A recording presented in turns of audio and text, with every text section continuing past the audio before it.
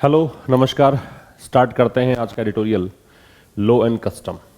18 अक्टूबर की ये क्लास है। लॉ एंड कस्टम का मतलब है, लॉ मतलब कानून और कस्टम का मतलब परंपरा। तो कानून और परंपरा किसको लेकर लिखा गया है? The supreme courts verdict. Verdict का मतलब फैसला होता है। वर्डिक्ट को आप इंग्लिश में जजमेंट कह सकते हो या फिर आप इसे कह सकते हो डिसीजन। तो सुप्रीम कोर्ट का जो फैसला है किसको लेकर? सेम सेक्स मैरिज, समलैंगिक विवाह को लेकर, उस बारे में एडिटोरियल लिखा गया है। तो लॉ एंड कस्टम इसका टाइटल है और ये लिखा गया है सुप्रीम कोर्ट के फैसले के बारे में जो है सेम सेक्स मैरिज पर, राइट। अब देखिए, court verdict leaves queer people. Queer का वैसे तो होता है स्ट्रेंज, स्ट्रेंज को कह दो, पेक्यूलियर को कह दो, विचित्र या अजीब जो होता है उसे ही हम कहते हैं क्वियर। लेकिन जब आप इसमें ये जो क्वियर है, ये आप अगर बात करें तो हेटेरोसेक्सुअलिटी जिसको बोल सकते हैं वो नहीं होती है, होमोसेक्सुअलिटी होती है, उसको बोलते हैं क्या? क्वियर। क्वियर का मतलब वो लोग जो कि मेल या फीमेल नहीं है, ठीक है। क्वियर का मतलब कौन से लोग हो गए? ये वो लोग हो गए जो मेल या फीमेल नहीं है, मीन्स सेम सेक्स वाले जो पीपल हैं उनको बोलते हैं क्वियर। तो कोर्ट वर्डिक्ट, कोर्ट का जो निर्णय है, कोर्ट का जो फैसला है, लीव्स मतलब छोड़ देता है। हालांकि ये हेडलाइन है तो इसको प्रेजेंट सिंपल दे रखा है, लेकिन इसको पास्ट में लेके जा सकते हैं, फ्यूचर में भी लेके जा सकते हैं। जो भी न्यूज़पेपर की हेडलाइंस होती हैं, समाचार के जो मुख्य अंश होते हैं, वो प्रेजेंट सिंपल में आ सकते हैं, लेकिन उसका बिल्कुल भी मतलब ये नहीं है कि आप उसको प्रेजेंट सिंपल में ही ट्रांसलेट करो। आप उसको पास्ट सिंपल में लेकर जा सकते हो, फ्यूचर सिंपल में लेकर जा सकते हो। डिपेंड करता है कि उस सेंटेंस का किस प्रकार का कॉन्टेक्स्ट है, उस संदर्भ को देखकर हमें प्रेजेंट, पास्ट, फ्यूचर में अर्थ निकालना होता है। तो इसका मीनिंग क्या है? कोर्ट के फैसले ने छोड़ा है, इसको ऐसे मानिए कि पास्ट में चला गया। क्वियर पीपल, समलैंगिक लोगों को, विद लॉन्ग स्ट्रगल, मतलब इनको लंबा स्ट्रगल करना पड़ेगा। इस कोर्ट के फैसले से क्वियर पीपल को लंबा संघर्ष करना पड़ेगा। अहेड है वो एडवर्ब है, कब? आगे। किसके लिए? समानता के लिए। इक्वालिटी क्या है? समानता। फॉर हो गया प्रेपोजिशन और ये प्रेपोजिशन का क्या हो गया? ऑब्जेक्ट, इक्वालिटी, ठीक है। रिपीट कर रहा हूं, कोर्ट वर्डिक्ट ने जो क्वियर पीपल है, क्वियर पीपल का मतलब हो गया ऐसे लोग जो क्या हैं? वो लोग जो कि समलैंगिक हैं, उन लोगों को लंबा संघर्ष करने के लिए मजबूर कर दिया है। किसके लिए? समानता के लिए। और अहेड है वो एडवर्ब है, इसका मतलब इन फ्यूचर, मतलब भविष्य में, आगे।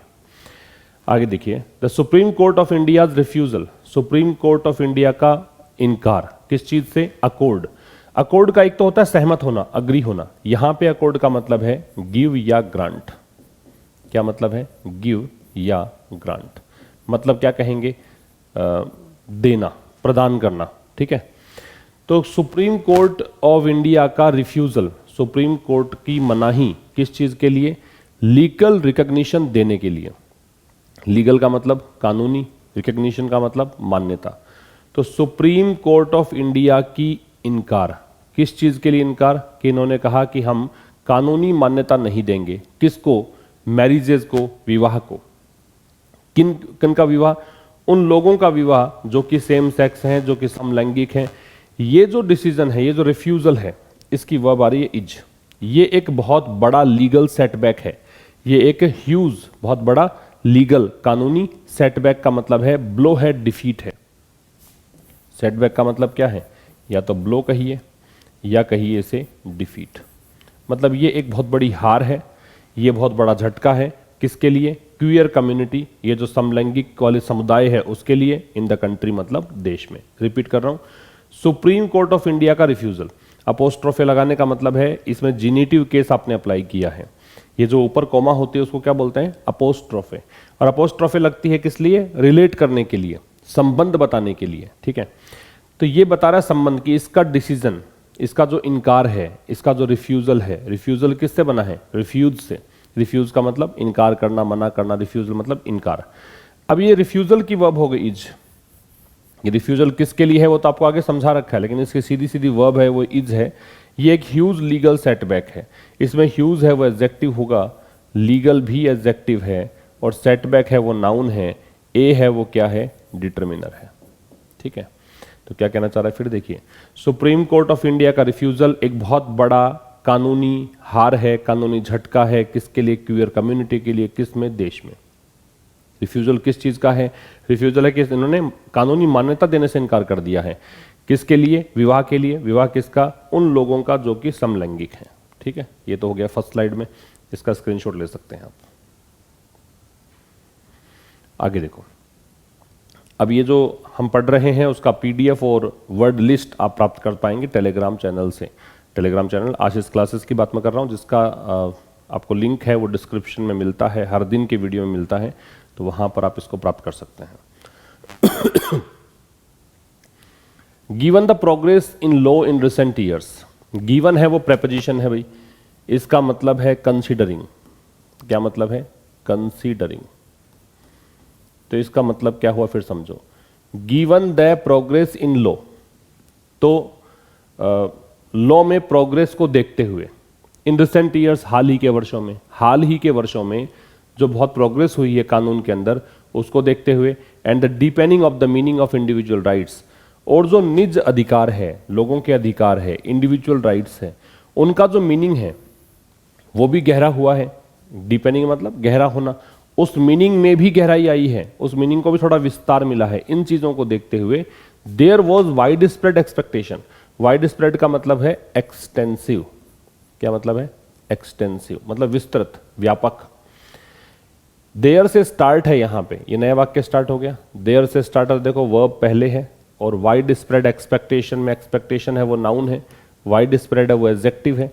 ठीक है, तो कह रहे कि बहुत व्यापक स्तर पे ऐसी आशा थी दैट द 5 जज कॉन्स्टिट्यूशन बेंच, की जो 5 जज वाली जो कॉन्स्टिट्यूशन बेंच है, अब ये 5 जज बेंच, बेंच का मतलब पीठ होता है, इसमें 5 सदस्य थे, और कॉन्स्टिट्यूशन बेंच उसी को बोलते हैं जिसमें कम से कम 5 जजेस तो हों ही, तो उसे कॉन्स्टिट्यूशन बेंच नाम दिया, संवैधानिक पीठ जिसको कह सकते हैं। तो ये एक्सपेक्टेशन थी कि ये 5 जज वाली जो कॉन्स्टिट्यूशन बेंच है वुड गिव, अब ये इसकी वर्ब क्या है बेंच की? Would give. वुड यहां पे हो गया मॉडल और गिव हो गई मैन वर्ब। ये क्या करेगी? ये देगी द स्पेशल मैरिज एक्ट। ये जो एक कानून है, एक्ट के नाम से पहले हमेशा द लगता है। जहां कहीं भी आप एक्ट देखोगे वहां वहां पे आपको द लगाना है, तो ये सेम स्पेशल मैरिज एक्ट है, इसके पहले द है। अल्लो, अब इस कानून के बारे में बताने लग गया है। एक ऐसा कानून है दैट अलाउज, दैट आ रहा है इस कानून के बारे में, इसकी वर्ब हो गई अलाउज, चूंकि लॉ सिंगुलर है तो अलाउज भी सिंगुलर है। ये एक ऐसा कानून है जो कि देता है, अलाउ करता है एनी 2 पीपल टू मैरी, कि कोई भी 2 लोग विवाह कर सकते हैं। ठीक है, थोड़ा आगे समझा रखा है अ जेंडर न्यूट्रल इंटरप्रिटेशन, कि ये एक क्या हो गया? ये एक ऐसी व्याख्या है, ऐसा एक्सप्लेनेशन है। इंटरप्रिटेशन का मतलब क्या होता है? एक्सप्लेनेशन, व्याख्या। तो ये एक ऐसी व्याख्या है, ऐसा इंटरप्रिटेशन है जो जेंडर न्यूट्रल है। इसमें ये नहीं कहा कि इस जेंडर का व्यक्ति इस जेंडर के व्यक्ति से विवाह कर सकता है, इसमें जेंडर को हटाकर बात की है कि कोई भी 2 व्यक्ति विवाह कर सकते हैं। यह है इस एसएमए के अंदर। अब एक बार फिर से आप आ जाइए कि एक वाइड स्प्रेड एक्सपेक्टेशन थी, एक बहुत बड़ी आशा थी, बहुत व्यापक स्तर पे आशा थी कि 5 जज की जो कॉन्स्टिट्यूशन बेंच है वो इस स्पेशल मैरिज एक्ट को क्या देगी? ये यहां पे एक जेंडर न्यूट्रल इंटरप्रिटेशन दे देगी। ठीक है, एक ऐसा यहां पे एक्सप्लेनेशन देगी जो जेंडर न्यूट्रल हो। किसके लिए? इंक्लूड करने के लिए पीपल को, लोगों को, belonging to the same sex. कौन से लोग? जो कि समलैंगिक हैं। ठीक है, एक बार फिर देख लीजिए। गिवन प्रेपोजिशन हुआ, द डिटर्मिनर है, प्रोग्रेस नाउन है, ये डिटर्मिनर, ये नाउन। तो प्रोग्रेस को देखते हुए, प्रोग्रेस किस में हुई है? कानून में। इन प्रेपोजिशन है, ये इसका ऑब्जेक्ट है, फिर से नाउन है। ये फिर प्रेपोजिशन है इन, फिर यहाँ पे रिसेंट ईयर्स में रिसेंट एडजेक्टिव है, और ये नाउन है। एंड कंजंक्शन है, द डिटर्मिनर है, डिपेंडिंग है, आईएनजी तो है लेकिन डिटर्मिनर के बाद है, इसको नाउन कहेंगे। ओ प्रेपोजिशन फिर से आ गया, इसको ओव या अव पढ़ते हैं, द डिटर्मिनर हो गया, मीनिंग है वो नाउन है। ओ फिर प्रेपोजिशन है, इंडिविजुअल एडजेक्टिव है, और ये नाउन है। फिर देयर से स्टार्ट करते हो, देयर एडवर्ब है, और इससे स्टार्ट करोगे तो इन्वर्जन लगता है, मतलब वर्ब है वो सब्जेक्ट से पहले आएगी। तो यहाँ पे एक्सपेक्टेशन की वर्ब वॉज है, वाइड स्प्रेड है वो एडजेक्टिव है, एक्सपेक्टेशन यहाँ पे नाउन है, दैट यहाँ पे कंजंक्शन है। ठीक है, तो देखो क्या कह रहा है कि ऐसा देखते हुए कि हाल ही के वर्षों में कानून के अंदर काफ़ी प्रोग्रेस हुई है। दूसरा ये देखो कि इंडिविजुअल राइट्स का जो मीनिंग होता है, निज अधिकारों का जो एक अर्थ है, उसमें भी गहराई आई है। तो ऐसा बहुत बड़े स्तर पे या व्यापक स्तर पे एक्सपेक्टेशन थी कि 5 जज वाली जो बेंच है वो स्पेशल मैरिज एक्ट को क्या देगी, एक जनरल न्यूट्रल इंटरप्रिटेशन दे देगी। ठीक है, तो यहाँ पे ये इसको देगी, ये वाली इंटरप्रिटेशन किस लिए, उन लोगों को इंक्लूड करने के लिए जो कि समलैंगिक है। और बीच में क्या कहा, एसएमए की बात करिए, एक ऐसा कानून है जो अलाउ करता है किन्हीं भी 2 व्यक्तियों को किस लिए, विवाह करने के लिए। समझ में आ रही बात? तो ये इस स्लाइड में है, आप इसका स्क्रीनशॉट ले लीजिए। और यहाँ एक काम की बात याद रखना कि एक्सप्लेनेशन की स्पेलिंग देखो, जबकि आप एक्सप्लेन की स्पेलिंग देखते हो तो ये वाली बनती है EXPLAIN। तो एक्सप्लेन की स्पेलिंग में तो आप देखते हैं कि आई आता है, लेकिन एक्सप्लेनेशन की स्पेलिंग में आई नहीं आएगा। ठीक है, नेक्स्ट पे आइए। Over the years, over the years का मतलब ग्रेजुअली कह सकते हो, मतलब इस समय काफ़ी वर्षों में कह सकते हो, ड्यूरिंग ईयर्स कह सकते हो। तो ओवर द ईयर्स वैसे एक फ्रेज है, मतलब कई वर्षों से या कई वर्षों के दौरान या ग्रेजुअली, धीरे धीरे, ये सब मतलब होता है। द एम्पलीट्यूड, एम्पलीट्यूड की वर्ड कैटेगरी तो नाउन है और इसका मतलब है एक्सटेंट, या फिर आप इसे कहोगे साइज, या फिर इसे कहोगे मैग्नीट्यूड। ये सारे इसके मतलब होते हैं, चाहे ऐसे आप एक्सटेंट कह दो, चाहे साइज कह दो, चाहे मैग्नीट्यूड कह दो, इन सभी का मतलब क्या है, आकार। तो इन वर्षों में जो आकार है या एक्सटेंट है, जो दायरा है किसका, आर्टिकल 21 का, जो आर्टिकल 21 है कॉन्स्टिट्यूशन का, उसका दायरा, इस दायरे को क्या किया गया है, हैज बीन एक्सपेंडेड, इसको बढ़ाया गया है। एक्सपेंड क्या होता है, इंक्रीज करना। इसको बढ़ाया गया है किस लिए, कवर करने के लिए। किसको कवर करना है, द राइट्स ऑफ प्राइवेसी, निजता के अधिकारों को कवर करने के लिए। डिग्निटी को कवर, डिग्निटी मतलब प्रतिष्ठा, सम्मान को कवर करने के लिए। एंड मैरिटल चॉइस, विवाह की चॉइस, कि आप विवाह किससे करना चाहते हैं, इसको इंक्लूड करने के लिए। But the highest court has stopped, लेकिन जो सर्वोच्च न्यायालय है, हाईएस्ट कोर्ट में सुप्रीम कोर्ट, इसने क्या किया है, हैज स्टॉप्ड शॉर्ट ऑफ। अब ये हैज की वर्ब स्टॉप्ड है और स्टॉप्ड शॉर्ट ऑफ ये एक फ्रेज है। इसका मतलब लगभग आपने वो काम कर ही दिया था लेकिन वास्तव में नहीं किया, ये हो गया थोड़ा सा कमी रह जाना कोई काम को करने में। तो सुप्रीम कोर्ट जो है उसने वो थोड़ी सी कमी रह दी कि उसने एक्स्ट्रा स्टेप नहीं उठाया, एक अतिरिक्त कदम नहीं उठाया, वो कदम जिसकी आवश्यकता थी। ये नीडेड यहाँ पे एडजेक्टिव का काम करेगा, ये स्टेप नाउन है, ये पोस्ट एडजेक्टिव है क्योंकि नाउन के बाद आ रहा है, और एक्स्ट्रा है वो एडजेक्टिव है। ठीक है, इसने एक्स्ट्रा स्टेप नहीं उठाया, किस लिए, टू अलाउ मैरिजेज, मैरिजेज को अलाउ करने के लिए, या सिविल यूनियंस। सिविल यूनियंस का मतलब नागरिकों का मिलन, यूनियन का मतलब मिलना। ठीक है, दैट आर नॉट हेटेरोसेक्सुअल। कौन से यूनियंस, कौन से मैरिजेज जो कि हेटेरोसेक्सुअल नहीं है। हेटेरोसेक्सुअल मतलब दोनों के जो जेंडर है वो अलग अलग होने चाहिए, मेल है तो फीमेल, फीमेल है तो मेल, ऐसा होना चाहिए, तब जाके हेटेरोसेक्सुअल होता है। वरना अगर सेम समलैंगिक है तो उसको होमोसेक्सुअल कहा जाता है। ये हेटेरो और होमो, ये रूट वर्ड है। हेटेरो का मतलब विजातीय और होमो का मतलब सजातीय, ये ध्यान रखिए। एक बार फिर देख लीजिए। तो इन वर्षों में हुआ क्या है कि कॉन्स्टिट्यूशन का जो आर्टिकल 21 है उसका जो दायरा है उसको बढ़ाया गया है। ये पैसिव हो गया है बीन के साथ थर्ड फॉर्म। ठीक है, इसको बढ़ाया गया है किस लिए, ताकि इन अधिकारों को, निजता का अधिकार, सम्मान का अधिकार, विवाह की पसंद का अधिकार, इसको कवर किया जा सके। लेकिन जो सर्वोच्च न्यायालय है वो एक्स्ट्रा स्टेप नहीं उठा पाया, जो एक्स्ट्रा स्टेप की आवश्यकता थी, किस लिए, मैरिजेज और सिविल यूनियंस को अलाउ करने के लिए, वो मैरिजेज या सिविल यूनियंस जो कि हेटेरोसेक्सुअल नहीं है। ठीक है, ऑल 5 जजेस हैव चोजन, जो 5 जज थे उस बेंच में, इन सभी ने, इसकी वर्ब है हैव चोजन। चोजन है वो थर्ड फॉर्म है, इसकी फर्स्ट फॉर्म होती है चूज, इसकी सेकेंड फॉर्म होती है चोज, और फिर इसकी थर्ड फॉर्म है चोजन। ठीक है, ये सारे के सारे 5 जजों ने क्या किया, इनका चुनाव ये रहा कि to leave it to the legislature, कि इन्होंने इस चीज को छोड़ दिया लेजिस्लेचर पर, विधानमंडल पर। ठीक है, देखो 3 चीजें आप देखते हैं, एक लेजिस्लेटिव होता है, एक एग्जीक्यूटिव होता है, एक जुडिशरी होता है। सरकार के जो 3 अंग होते हैं उनसे पहले द लगता है, ये विधानमंडल है जो कानून बनाने का काम करता है। तो इसको इन्होंने कहा कि भी हम लोग इस बात को छोड़ देते हैं लेजिस्लेचर पर क्या कि वो ऐसा कोई कानून बनाए। इनेक्ट का मतलब होता है मेक या pass a law, make a law, कानून बनाना। सच जब लगता है तो उसके बाद देखिए नाउन अगर सिंगुलर काउंटेबल है तो उससे पहले हम ए या एन जरूर मिलेगा आपको। सच के बाद हमेशा देखिएगा जब भी सिंगुलर काउंटेबल नाउन आप लगाओगे तो उससे पहले ए या एन का प्रयोग देखने को जरूर मिलेगा आपको, ठीक है। इसका स्क्रीनशॉट ले सकते हैं। फिर कह रहा chief justice of India D Y. Chandrachud and justice Sanjay Kishan Kaul.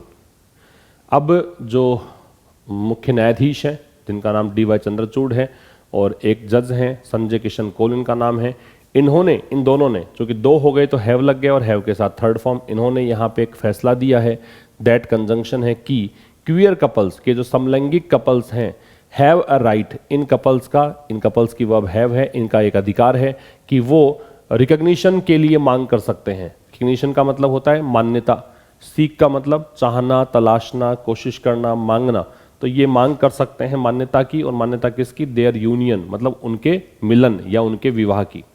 But declined, लेकिन इन दोनों ने इनकार कर दिया। क्या इनकार कर दिया, रीड डाउन। देखो रीड डाउन क्या होता है, रीड डाउन का मतलब किसी चीज का इंटरप्रिटेशन इतना नैरोली देना, इतने संकीर्ण तरीके से किसी चीज की व्याख्या करना कि आप संकीर्ण व्याख्या करने के बाद उसको ये बताते हो कि ये इस कानून के साथ में तर्कसंगत है, ये कन्फॉर्मिटी रखता है, समरूपता रखता है, उसको बोलते हैं रीड डाउन, ठीक है। किसी भी कानून की व्याख्या इतने नैरो ढंग से करना कि आप कहें कि हम इस बारीक तरीके समझें तो ये मूल जो कानून है उससे ये सहमति दिखाता है, कन्फॉर्मिटी दिखाता है, समरूपता दिखाता है, उसको बोलते हैं रीड डाउन। तो chief justice of India D Y. Chandrachud जो हैं और जस्टिस संजय किशन कौल है, इन्होंने यहाँ पे एक निर्णय दिया है कि जो समलैंगिक युवक युवती हैं इनका एक अधिकार है। क्या अधिकार है, मान्यता प्राप्त करने का, कि ये इनका अधिकार बनता है कि ये अपने विवाह के लिए रिकग्निशन की मांग करें। लेकिन उन्होंने इनकार कर दिया कि हम एसएमए के जो प्रोविजन है, एसएमए जो स्पेशल मैरिज एक्ट है, उसके जो प्रावधान है, उसके नियम है, उसको रीड डाउन नहीं करेंगे टू दैट इफेक्ट, इस आशय से, ठीक है। ठीक है, इनका तो अधिकार है, लेकिन हम लोग कम से कम एसएमए के उन प्रोविजंस को रीड डाउन नहीं करेंगे इस आशय से। टू दैट इफेक्ट का मतलब इस आशय, मतलब इस संदर्भ में, यूं मान लीजिए, ठीक है। फिर कहा है ऑन द अदर हैंड, दूसरी तरफ जस्टिसेज, अब जस्टिस की ये दे रखा है आपको क्या, बहुवचन, जस्टिसेज। याद रखो जज का जो समूह होता है उसको बोलते हैं जूरी, और जूरी का प्लूरल नहीं बनता है, इसको आप प्लूरलाइज नहीं कर सकते हैं, लेकिन जस्टिस का बहुवचन जस्टिसेज हो सकता है। दूसरी तरफ जज के नाम दे रखे हैं, एस रविंदर भट्ट है, हेमा कोहली है, पीएस नरसिम्हा है। ये इस पोजीशन को रिजेक्ट करते हैं, ठीक है। ये कहते हैं कि ये पोजीशन ही गलत है कि ये अपने अधिकारों की डिमांड कर सकते हैं, ये इनकार करते हैं, तो तीनों की वर्ब जो है वो रिजेक्ट है। होल्डिंग दैट, ये होल्ड करते हुए, ये पाते हुए या ये बोलते हुए, होल्ड का मतलब ये व्यू है इनका, ये व्यू रखते हुए। ये प्रेजेंट पार्टिसिपल है, दैट कंजंक्शन है कि एनी सच रिकग्निशन, कि कोई भी ऐसी मान्यता can only be based on statute. Statute का मतलब होता है लॉ, कानून, कि ऐसी कोई भी मान्यता केवल और केवल कानूनी आधार पर हो सकती है, स्टैच्यूएट पर ही डिपेंड करती है। इन इफेक्ट, इन इफेक्ट का मतलब है इनफैक्ट, मतलब रियलिटी में, वास्तविकता में। तो वास्तविकता में the court has accepted, court ने एक्सेप्ट किया है द गवर्नमेंट्स व्यू, गवर्नमेंट की जो राय है वो, और गवर्नमेंट की राय क्या है, दैट कंजंक्शन लगाया कि any move to legalise same sex marriages, कि कोई भी कदम आप चलते हो, कोई भी मूव अगर आप लेते हो समलैंगिक विवाह को मंजूरी देने के लिए, समलैंगिक विवाह को लीगलाइज करने के लिए, कानूनी कह सकते हो कि कानूनी रूप देने के लिए, will fall in the legislature domain. Domain का मतलब क्या है, डोमेन का मतलब एक प्रकार से ऐसा मानो स्पेयर, क्षेत्र, ठीक है, एरिया, मतलब ये विधानमंडल के क्षेत्र में आएगा। फॉल इन का मतलब इस क्षेत्र में आएगा ये, ठीक है। फिर समझिए, तो वास्तविकता में कोर्ट ने ये एक्सेप्ट किया है, स्वीकार किया है कि गवर्नमेंट का जो दृष्टिकोण है उसको स्वीकार किया है। और गवर्नमेंट का दृष्टिकोण क्या है कि कोई भी मूव जो है सेम सेक्स मैरिज को लीगलाइज करने का, वो मूव फॉल इन करेगा, वो आएगा किसके दायरे में, लेजिस्लेचर के दायरे में। ये इसके दायरे में है, यही जाने कि क्या करना है, बाकी और किसी के वश में नहीं है। न्यायपालिका इसके अंदर कुछ नहीं कर पाए, लेजिस्लेचर जो है वो समझेगा कि कानून इस संदर्भ में बनाया जाना चाहिए या नहीं बनाया जाना चाहिए। तो ये था आज के इस एडिटोरियल में। कल मिलेंगे ठीक शाम 5 बजे एक नए सेशन के साथ। तब तक के लिए नमस्कार। Thank you very much.